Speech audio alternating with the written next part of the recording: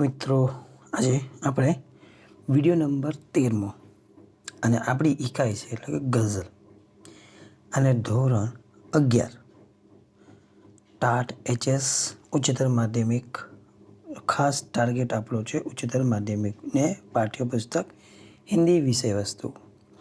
તો શરૂ કરીએ છીએ. આજે 13મો વિડીયો છે અને 17મી ઇકાઈ છે ગઝલ.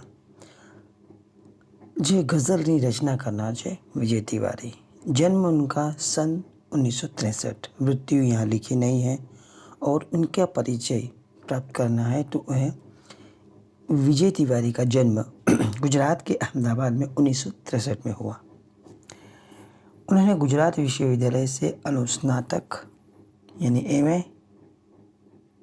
तथा BEd की उपाधि प्राप्त की. अध्ययन काल में और जुड़ गए. अपने अध्ययन काल से उन्हें लेखन का शौक था. यह मूलतः एक कवि और गज़लकार है.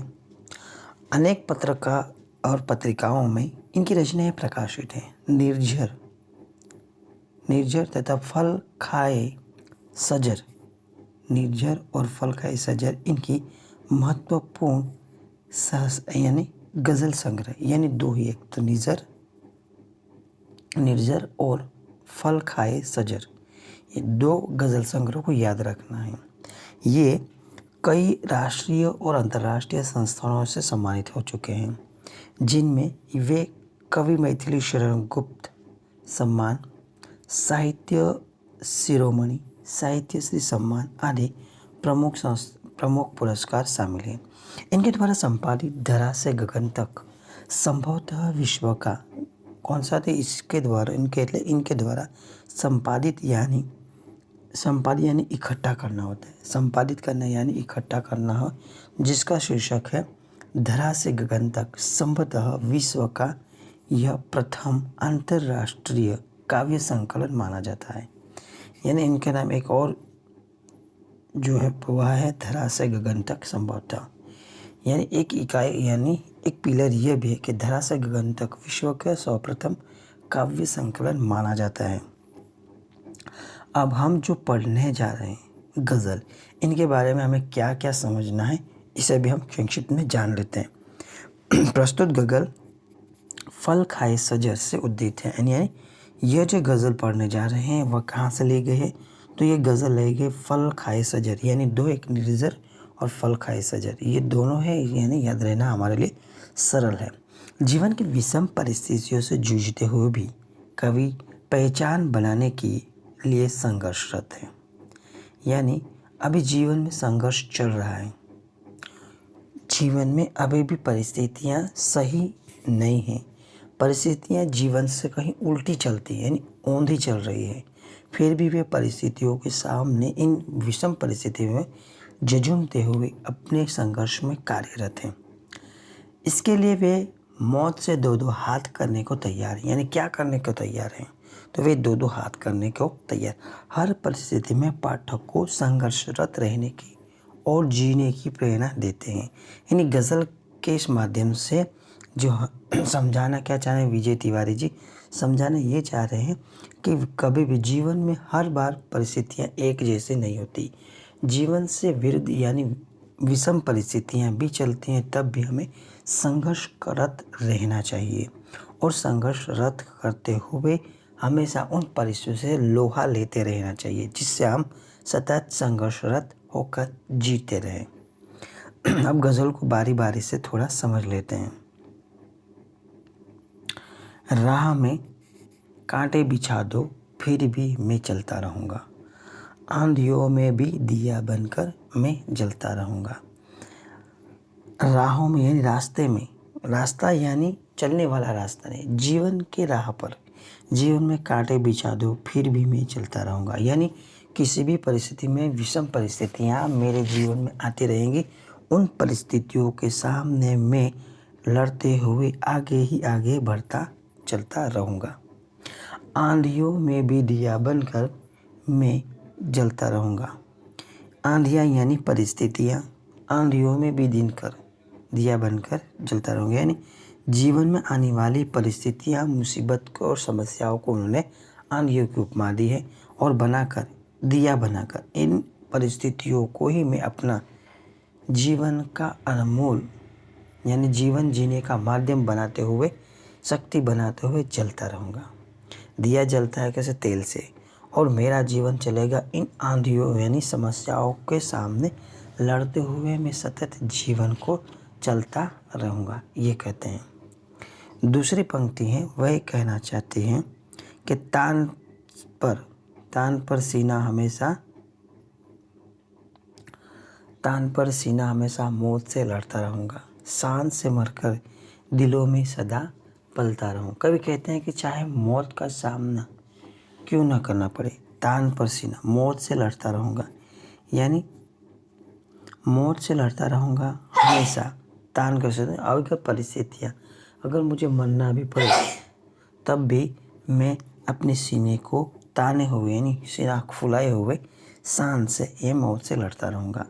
शान से मरकर दिलों में तो सदा पलता रहूँगा, यानी मेरे इस संघर्ष को, इस विषम परिस्थितियों में भी मुझे लड़ते हुए देखकर मेरे दिलों में तो सदा पलता रहूँगा, यानी मेरी इस विषम परिस्थिति समस्या में जूझते हुए मुझे देखकर लोगों में मेरे लिए और भी मान बढ़ेगा और वे सदा मुझसे इन विषम परिस्थितियों में संघर्षरत रहने की चाह को सदा अपने दिल में यानी अपने आप याद करते रहेंगे।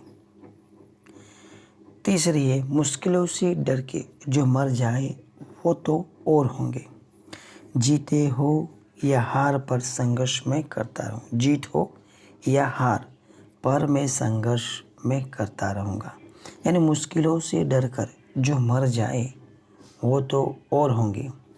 और आगे कहते हैं कि मुश्किलों से, विषम परिस्थितियाँ, समस्या या मुसीबत आने पर जो डर जाए, पीछे हट जाए और अपने आप को इन विषम परिस्थितियों में टिका नहीं पाते और मर जाते हैं, वे उन लोगों में से मैं नहीं हूँ। चाहे इन विषम परिस्थिति समस्या में लड़ते हुए इन परिस्थितियों से मैं जीत जाऊँ या हार जाऊँ, पर निरंतर मैं एक काम करूँगा, वो संघर्ष हमेशा मैं इन परिस्थितियों के सामने करता रहूँगा। आगे और समझाते हैं कि मैंने अपना घर जलाकर रोशनी दुनिया को दी है। ये कहते हैं कि मैंने अपना घर जलाकर रोशनी दुनिया को दी है, यानी अपना घर जलाकर कहते हैं कि मेरे संघर्ष में दुनिया वालों को सीख मिलेगी।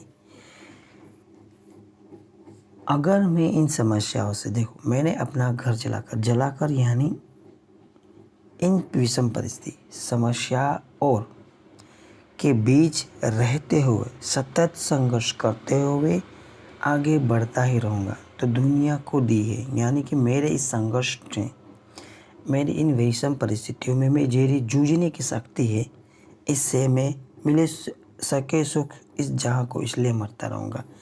अगर मुझे विषम परिस्थितियों में लड़ते देखकर, संघर्ष करते देखकर दुनिया को सुख मिलता रहेगा, तब तो मैं निश्चिंत ही, इसलिए क्या तो दुनिया को सीख मिलती रहे, इसलिए सदा मरता रहूँगा, यानी संघर्ष करते हुए सदा ही इसी तरह मरते रहने के लिए तैयार हूँ।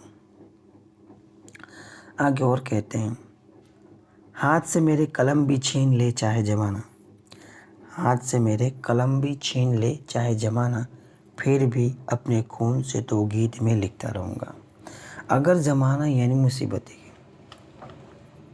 कभी कहते हैं कि जमाने वाले चाहे मेरी कलम अर्थात संघर्ष रूपी हथियार छीन भी ले तो भी मुझे कोई फ़र्क नहीं पड़ता। मैं अपना सर्वस्व निछावर करके लोगों में चेतना जगाता रहूँगा।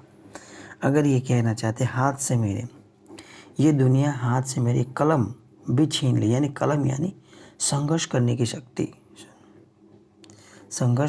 शक्ति, चाहे ये ज़माना छीन ले, यानी इस ज़माने में लोगों में मेरी क्षमता यानी क्षमता के बाहर भी कोई मुसीबत आई और लोग में से इस संघर्ष करने की शक्ति को छीन ले, फिर भी मैं अपना खून से तो गीत कौन से? ये गीत यानी संघर्ष रूपी विषम परिस्थितियों में भी जीते रहने के लिए लिखा हुआ गीत में लिखता रहूँगा, यानी प्रेरणा देने के लिए लोगों को लिखता ही रहूँगा। सोचता हूँ मौत से भी आज दो दो हाथ कर लूँ। सोचता हूँ मौत से भी आज दो दो हाथ कर लूँ, मिट गया तो भी सदा इतिहास बनता रहूँगा। कवि कहते हैं कि प्रयास में, इन परिस्थितियों में मेरे प्रयास से अगर मौत से भी आज दो दो हाथ कर लूँ, इन विषम परिस्थिति यानी समस्या में अगर मुझे मौत भी आ जाए, मौत से भी मुझे दो दो हाथ यानी दो दो हाथ करना पड़े तो मैं कर लूँगा। मिट गया इन परिस्थिति यानी इन परिस्थिति या समस्याओं से समझते हुए या जूझते हुए अगर मैं मृत्यु पाऊँ, मेरी मृत्यु हो जाए, तब भी सदा इतिहास में बनता रहूँगा। यानी मैं संघर्ष करते हुए अपने जीवन में अगर मृत्यु हो भी गई, तब मैं क्या बन जाऊँगा? इतिहास बनता रहूँगा।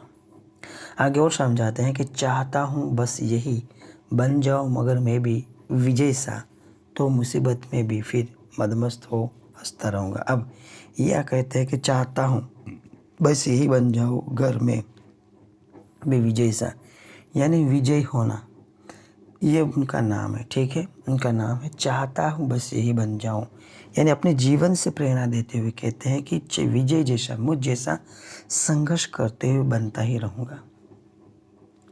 यदि मैं ऐसा बन जाऊँ विजय सा, यानी जीतता हुआ, सदा संघर्ष करता हुआ बनता रहूँगा, बस यही बन जाऊँ घर में, तो मुसीबतें में भी फिर मदमस्त हो हंसता रहूँगा। यानी हर परिस्थितियों में वे कैसा मदमस्त होते हुए हंसते हुए जीवन में संघर्षरत रहने के लिए बात कहते हैं।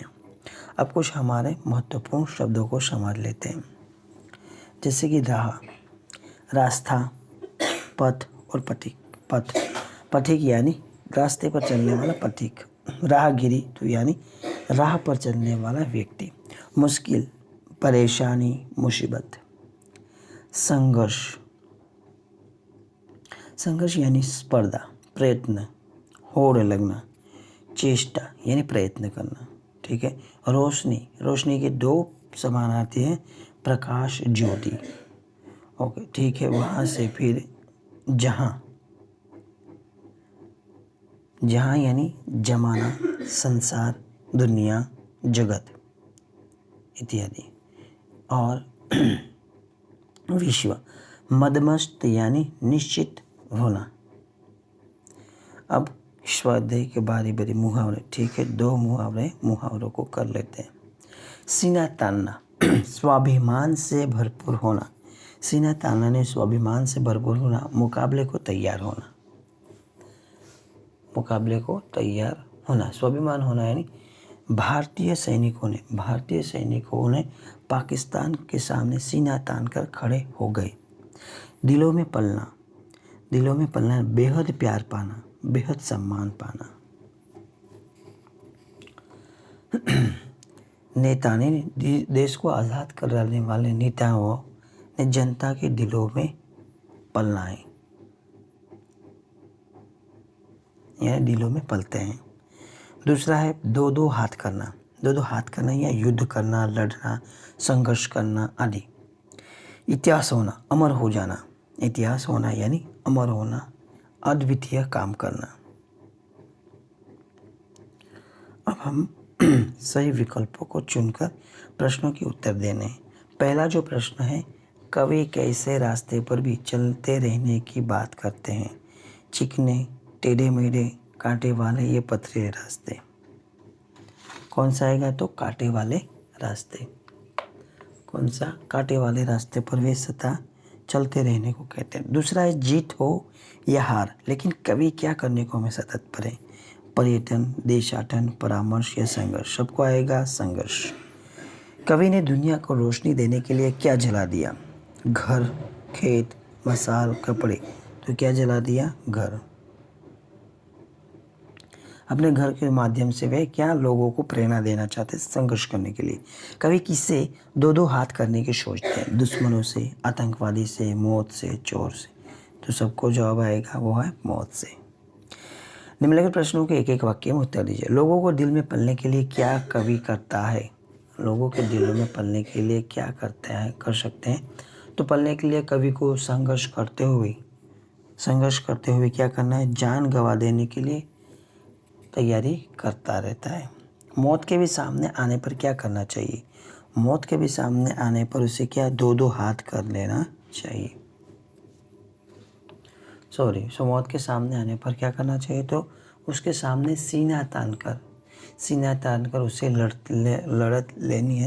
लड़ते रहना चाहिए। कलम छिन जाने पर कवि क्या करेगा? कलम छिन जाने पर भी कवि को क्या करना है? अपना सर्वस्व निछावर करके लोगों में क्या कलम लिखकर चेतना जगाने, यानी चलो छिन जाने पर भी हमें जो उद्देश्य है चेतना जगाना, उस चेतना जगाते रहना चाहिए। मुसीबतें में भी किस तरह हंसते रहना चाहिए? तो मदमस्त होकर, लास्ट में पंक्ति है, मदमस्त होकर हंसते रहना चाहिए। दो दो वाक्य हैं, यह सविस्तार है। सुख शांति के लिए क्या करना? तो बड़े, यानी 4-5 वाक्य में लिखने वाले प्रश्न। मनुष्य का जीवन संघर्ष से भरा है। कविता के गज़ल के मध्य यहाँ लिखा है कविता पर, यहाँ कौन से गज़ल के आधार पर स्पष्ट कीजिए। एक गज़ल को माध्यम बनाकर हमें मनुष्य का जीवन संघर्षरत कैसे रहना ये सिखाया गया। आज से स्पष्ट कीजिए। आंधियों में दिया बनाकर मैं जलता रहूँगा, जीत हो या हार संघर्ष में करता रहूँगा। काव्य पूर्ति कीजिए। तो ये भी प्रश्न पूछा जा सकता है। पर्यायवाची शब्द हैं काट, कांटा, दिया, हमेशा, डर, जीत।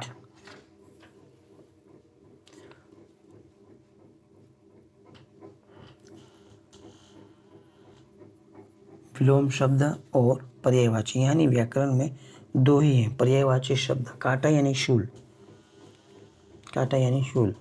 फिर है दिया, यानी दीपक का अर्थ है।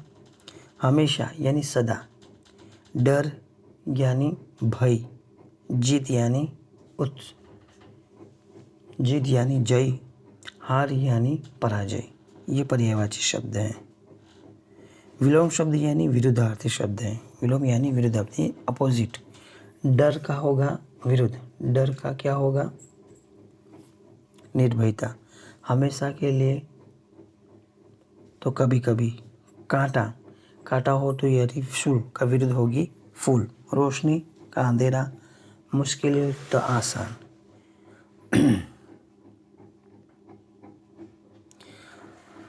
तो ये था हमारा आज का महत्वपूर्ण एक इकाई, यानी 13वीं इकाई, और इकाई नंबर 70वीं थी। तो हमने यह समझाने का पूरा प्रयत्न किया। अगर वीडियो अच्छी लगी तो लाइक करना, शेयर करना और सबको ज़्यादा से ज़्यादा शेयर करना नहीं भूलना। फिर मिलेंगे, तब तक के लिए धन्यवाद।